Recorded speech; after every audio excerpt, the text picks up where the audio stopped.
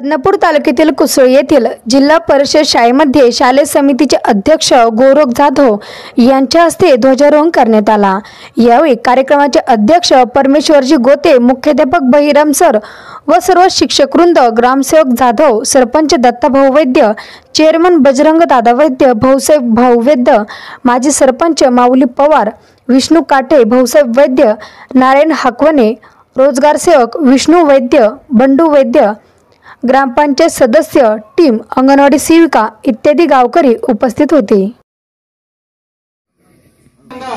शोभून दिशे आकाशी करूया सॅल्यूट सारे मिळूनी अन गाव गीते देशभक्तीची, ज्यांनी सर्वस्व वेचिले स्वातंत्र्यासाठी, नतमस्तक होऊया त्यांच्या चरणी, त्यांच्या चरणी। इथे प्रतिमा पूजन झालेलं आहे। ध्वजस्तंभाचं पूजन तिरंगा